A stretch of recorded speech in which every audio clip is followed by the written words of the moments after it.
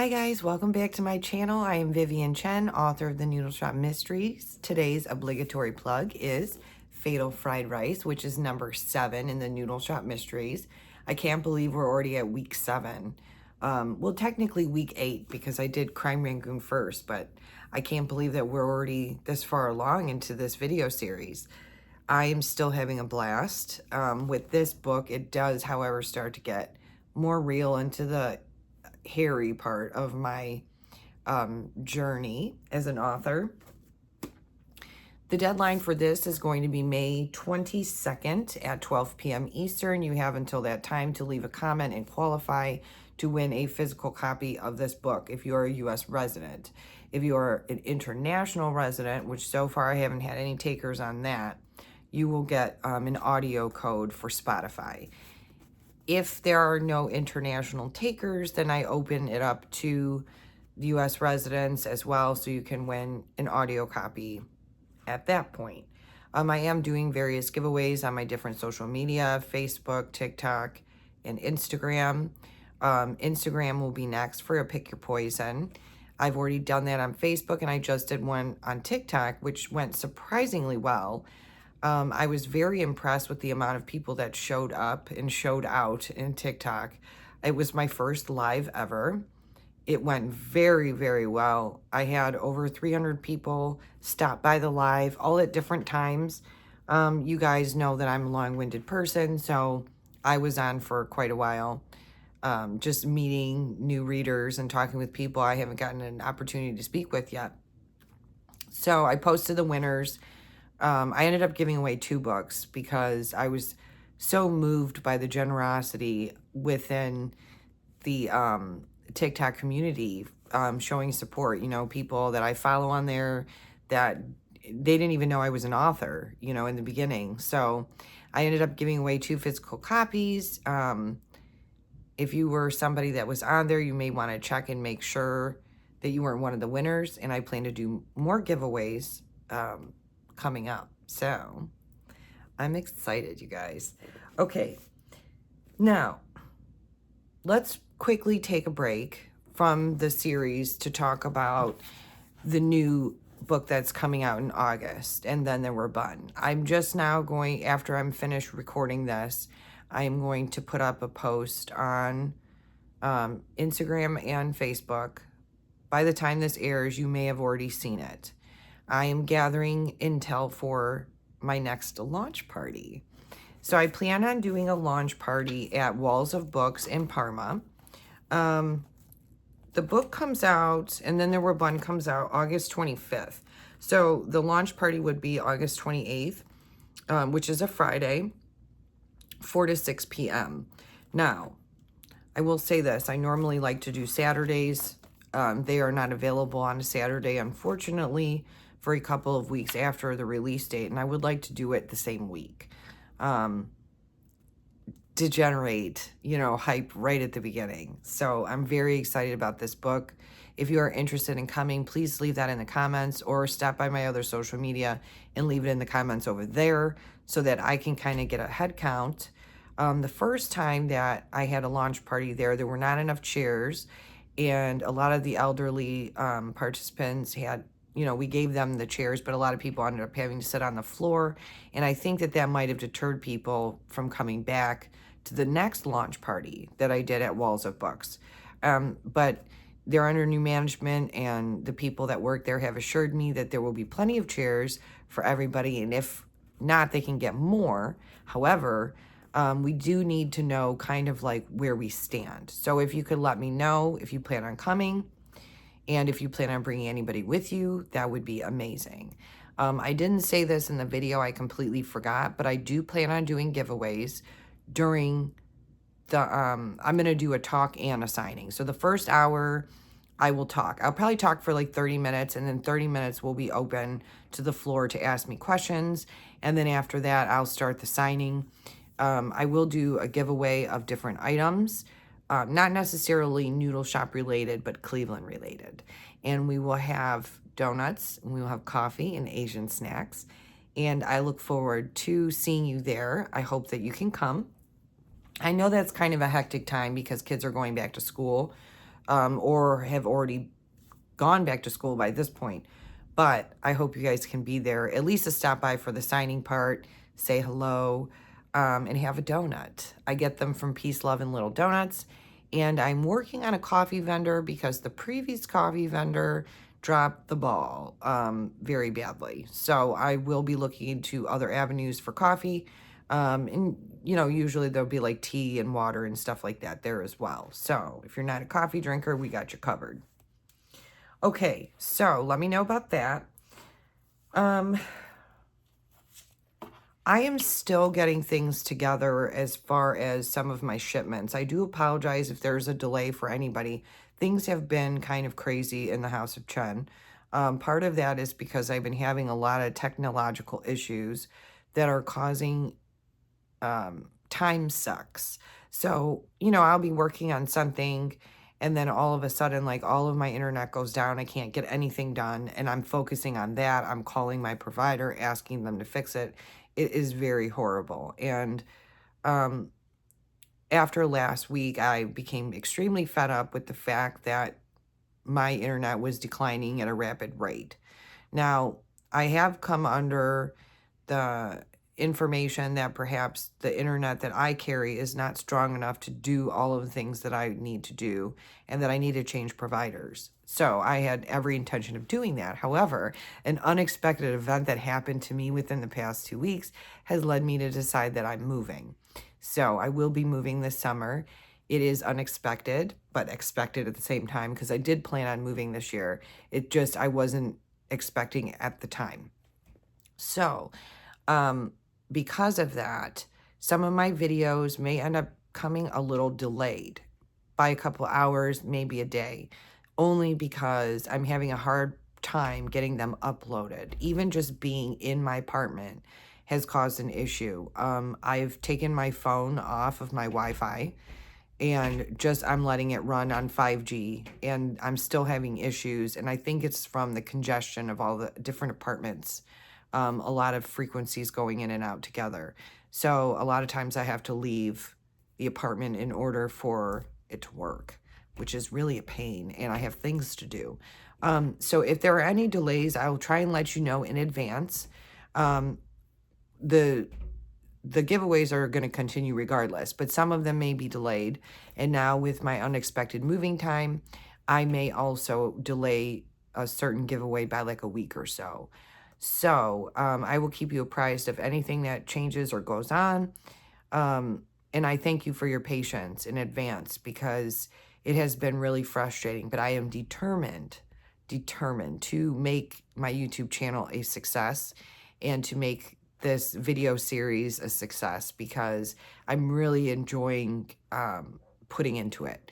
And after I've caught up with all of the books, we'll talk about different things that are book related. You guys are leaving me tons of ideas for future videos, so I'll be doing those as well.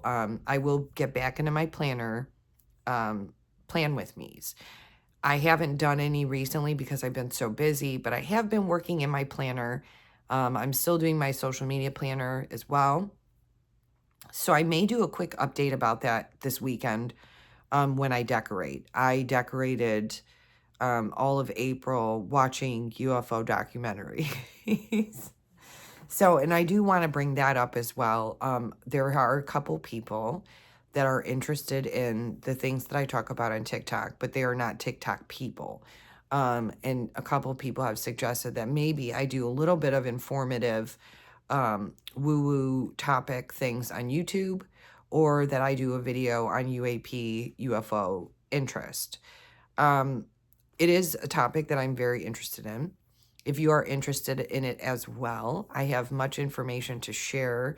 I do most of it on TikTok because that is the place for it. But I'm more than willing to do a couple of talks on my channel. I do feel it's something that everybody should familiarize themselves with if they are ready to absorb the information. I know it's very divisive for a lot of people. It's a very controversial topic, but there is a lot going on in the media that you may not be aware of simply because the mainstream media is not promoting it as much as other people.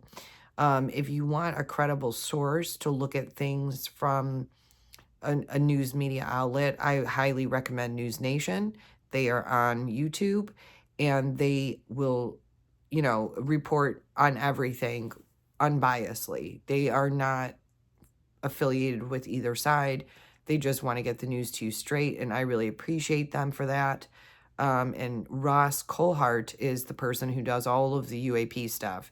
And they have other newscasters that, talk on it. However, Ross does the most of it all, and he is a very informative gentleman. And he's been doing this for a very long time. This has been a topic of interest for him. The other place that I would recommend going to get information is Weaponized by Jeremy Corbell and George Knapp. They do a lot of podcasts with a lot of information, and also have interviews with various whistleblowers. So if that's something you guys are interested in, check it out. Let me know what you think about, if you'd like me to share my take on some things.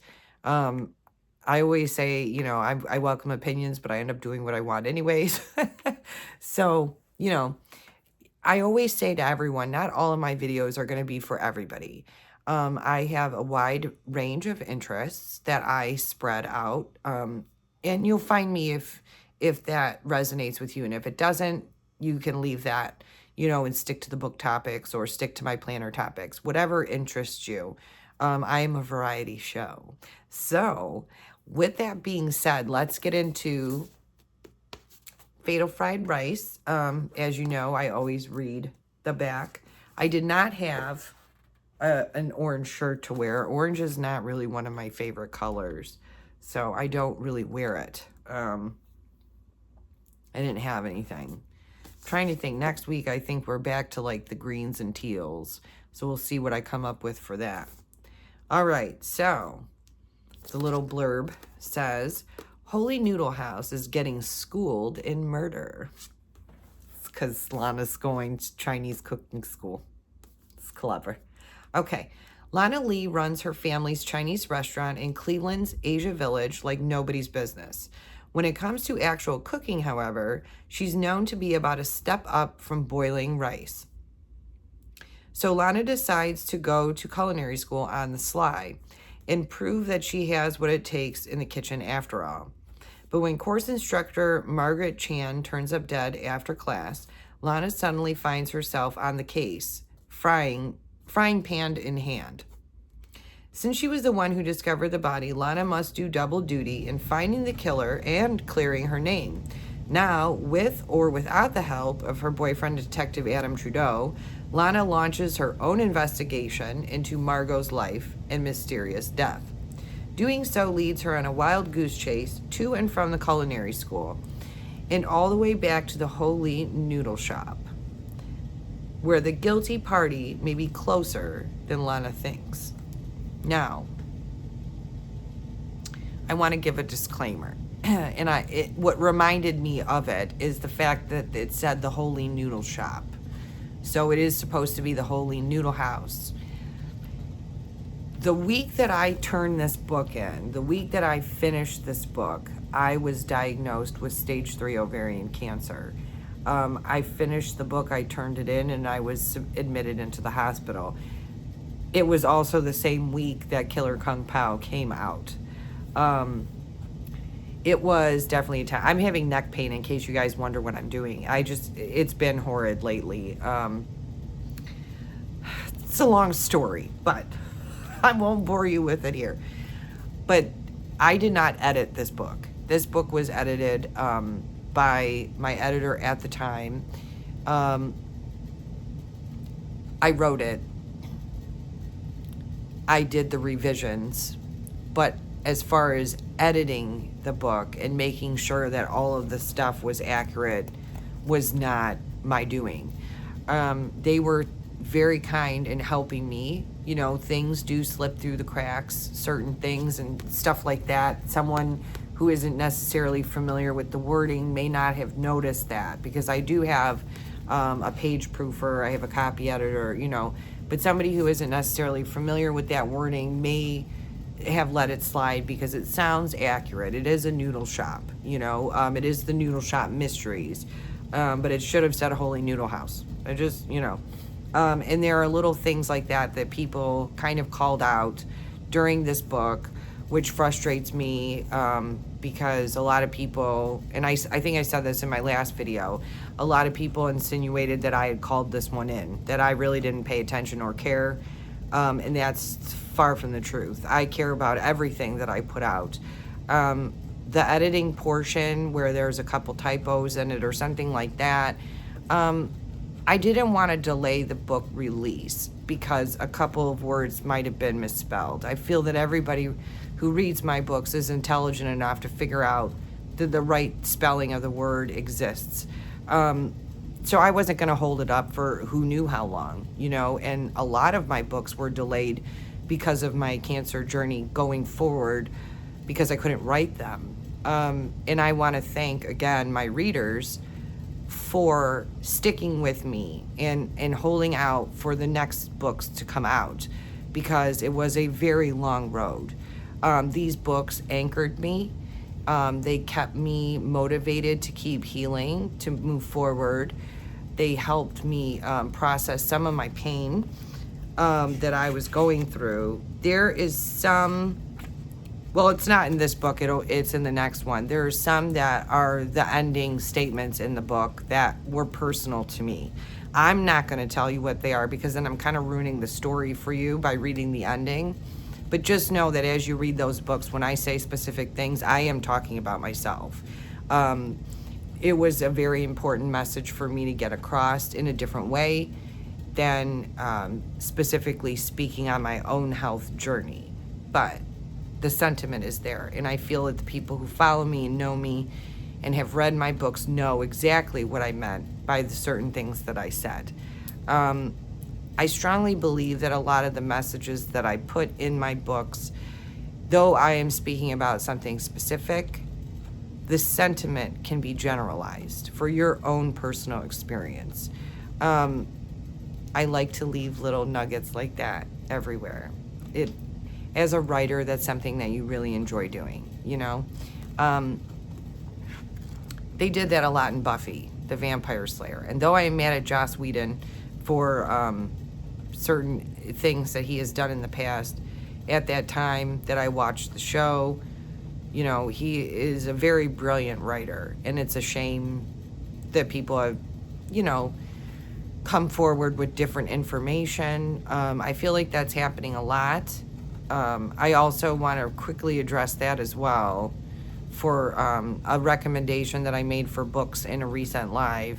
I mentioned Deepak Chopra and his books, and I'm only just now learning about certain things. I don't know how to respond or act toward that. I have not verified any information for myself. I haven't looked at those files like I have the UFO files. I haven't really looked at those files because the whole topic disgusts me, frankly. And it's a shame I don't know how to handle that when I did learn something from someone in their book. I read Quantum Healing while I was going through my cancer journey, and because of that, I learned a lot of valuable information. Now, does that information now become null and void because of things coming out now in the media? I feel like no, but at the same time, yes. It's not discrediting the information that was given, but it almost makes you not want to learn it from that person. I don't know. I don't know how to deal with that, you guys. I really, learning the things that we have learned in recent times through those files that were released is very upsetting indeed. It stretches a farther scope of what we thought, I guess. And just to be clear, I'm not saying that Joss Whedon was connected with that at all. The other things that were said about Joss Whedon was back further. So I started fidgeting with this. This is part of my new setup here. I got this off of TikTok. My lights. So I got a new stand. But anyways, I just wanted to clarify that. I'm not saying that Joss Whedon was part of that at all. Just that, You know, I have admired people for their work and their mind, and then come to find out later that people have made claims against them that I was not aware of. There's a lot of things that you would think I live in a cave by how I don't know. But yet I know all about UFO stuff. It's funny. So anyways, yes. I like to sprinkle in little nuggets in my stories that are could be generic information, but I'm speaking specifically about myself. So if you know, you know, and if you've read the books, you'll get it. And if you haven't, you're in for a treat. Because not only does Lana find herself through the journey of my books, but I find myself through the journey of my books. And as a writer, that is something that means the world, you know. We are all explorers of our mind in one way or another. And I explore my mind through Lana Lee and, you know, the series. So Lana gets a lot of crap from not knowing how to cook. And I got a lot of jokes when I first started writing. Actually, I'm just going to leave these on because I'm going to read something. But, you know, why are there no recipes in your book? You know, why don't you, are you going to add recipes? What are you thinking, you know, about it? And to be truthful with you, I'm not going to have recipes in my book. I don't have any family recipes, and I am not the best Chinese food cooker that you will find. A lot of the cooking that I learned was actually from the Italian side, from my grandmother on that side. My mom was the type of person that cooks and doesn't want you in the kitchen with her. You know, it's like, get out of the way. You're going to get hurt. You're going to burn yourself. Like, let me just do it. My sister is the type of person that is like, she cooks by memory, not by recipe. So if I ask for like a recipe, she's like, well, I don't know. Like, you put this much in there with this and then add this. And so coming up with my own recipes, I'm not good at it for Chinese cooking. I need to cook something by recipe first, and then you know, work off of that and create my own recipe. So I wanted to address the fact that Lana gets teased all the time that she's the manager of a Chinese restaurant and can't cook Chinese food. So she goes to a class. But because I'm me and Lana's her, the cooking instructor is, you know, meeting an untimely demise within the first class. So now Lana's attempt at trying to cook didn't pan out for her very well. You know, and I get a lot of people asking, you know, are you Lana? No, I'm not. I always make a joke that Lana is a better person than me, and I fully believe that because I write her that way. She has a lot of integrity, and not that I don't. The part that I feel that differs between me and her is that she will do this type of thing unpaid. She will go look into these things. I would not. I would be like, you have to pay me if you want me to dig into these, you know, nefarious actions. But she does it because it's right. And, well, you know, honestly, maybe I would too. But we're still not the same person. Lana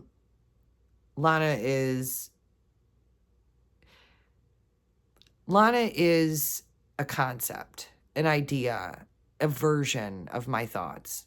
I think that all authors write that way. Every character is a version of their thoughts or something that they would want to explore, what they think a certain stereotype would be like.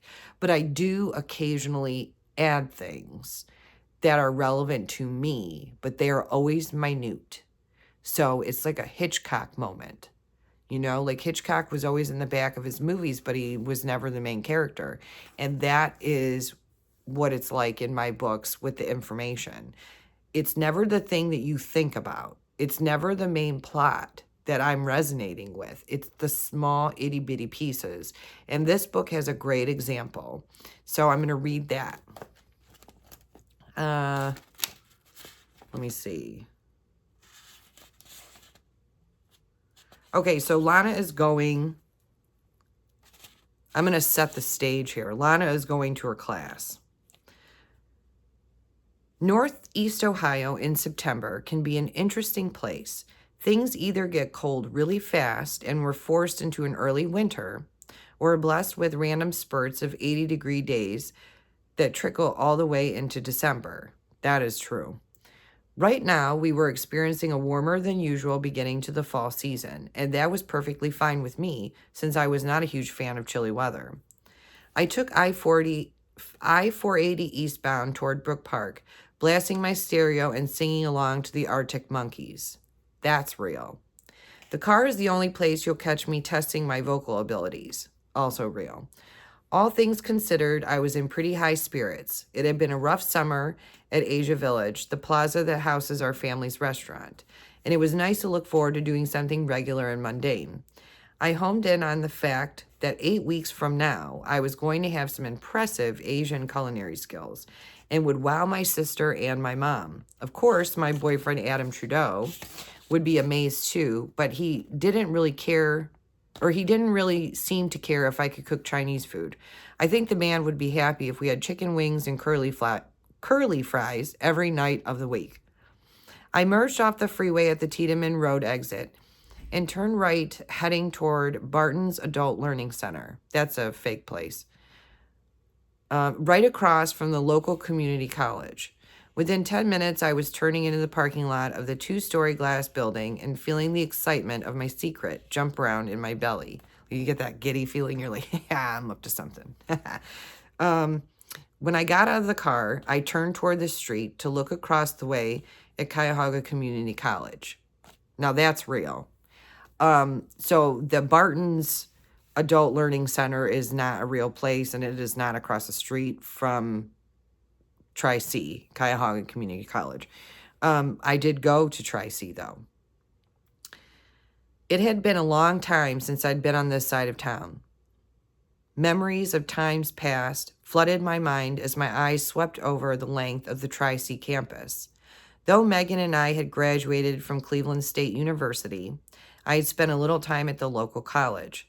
Aside from the community events they held, like music festivals and 4th of July celebrations, I'd taken a few courses there back in my college days. My line of sight traveled over to the southern entrance of the school, and I visualized a younger, more innocent version of myself scurrying to the doors, rushing to get to class. A laugh escaped at the thought of how naive I had been at the time, and though I'd mostly held on to my idealistic ways, there were parts of me that had changed. I was now more aware of the darkness that hid in society, and for a brief moment I wished for those careless days of thinking that nothing horrible could touch you. At 28 years old, the times of thinking that I'm invincible are long gone.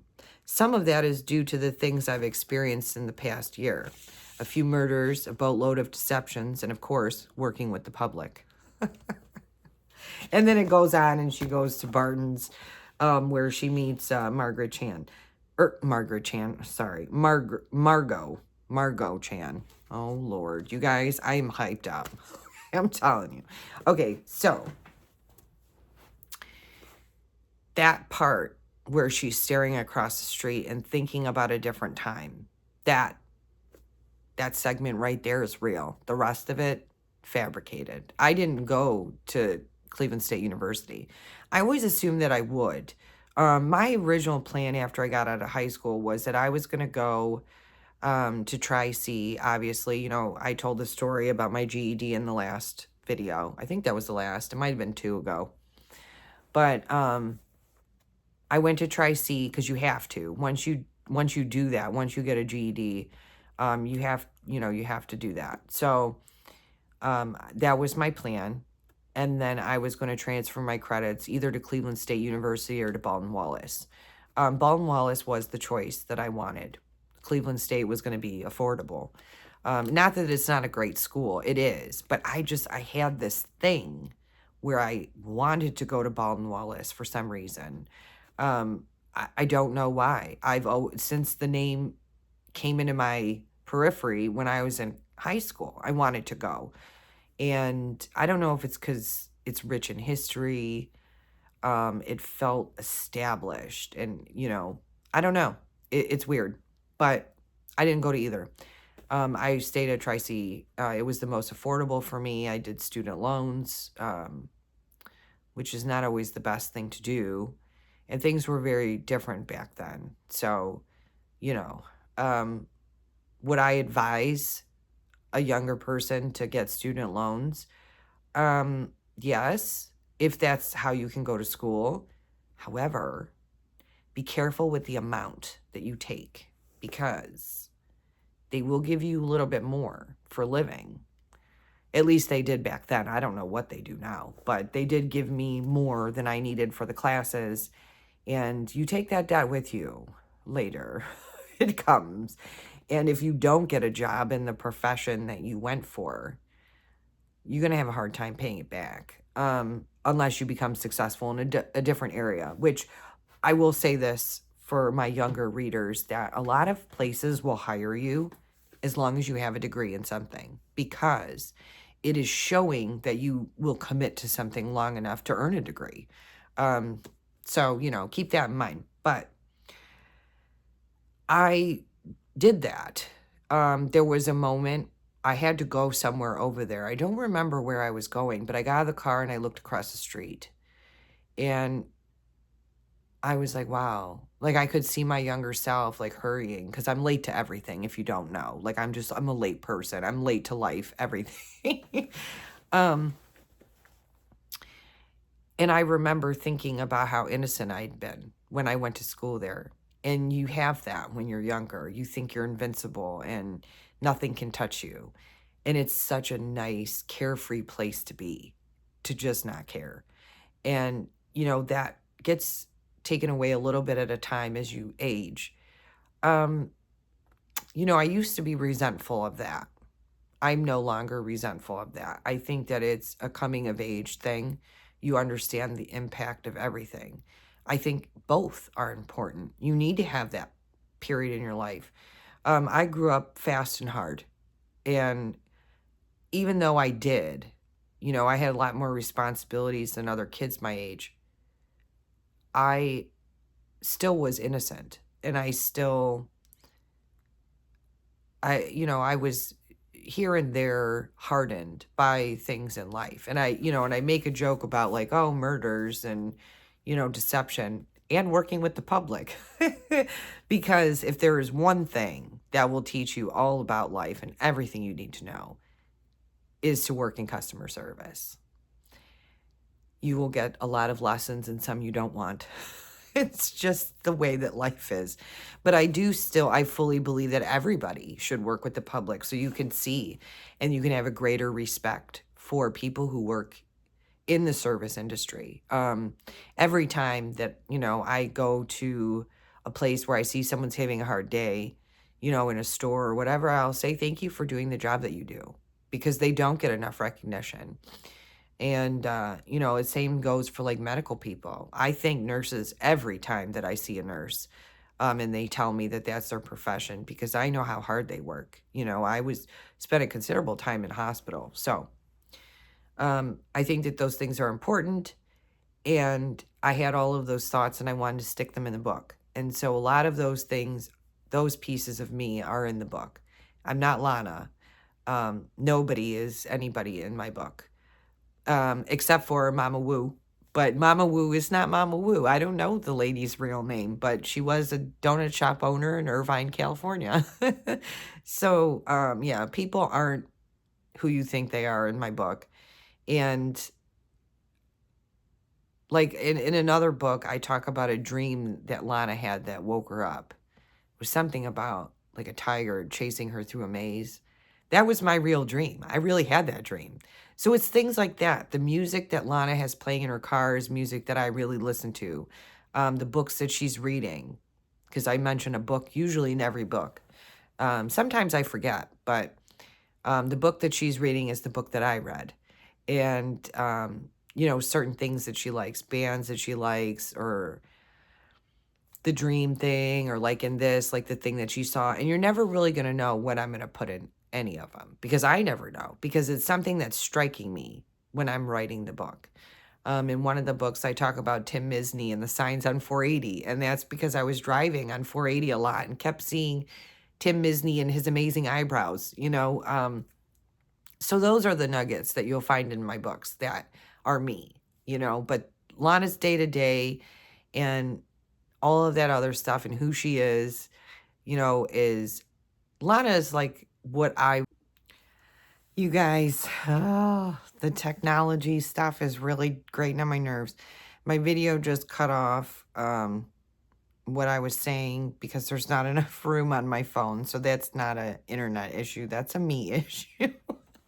So I need to work on that. But, you know, like I said, these little sprinkles that you see throughout my books, those are what's going to end up being me, you know, and the rest is Lana. And oh, that's where I was. You know, Lana is like what I would consider like a little sister. So there you have that. But I'm going to go. I'm going to have to stitch this video together and get some things situated. Thank you so much for coming back week after week. I enjoy every part of it. And I love that you guys leave comments and share your stories with me. I really do. I mean that. So if you don't follow me on other social media, go do that. I'm trying to be everywhere that I can. I don't spend time on X. And a lot of the reason for that is because of the negativity and toxicity of that platform. There are a lot of people on there I wish I could follow because I know that that's their main platform, but I can't tolerate it. I get too upset. It's too political and very divisive, I feel. So that's that, but I am on TikTok, which people would argue is equally as toxic, although I've found a little slice that isn't so bad, and I appreciate the UFO community a lot. There's some very good people there, and it's more open with information. So Instagram and Facebook, you know, I love you guys always. So I will see you there or here or everywhere or at my book launch. If nobody told you today, my friends, you look absolutely amazing.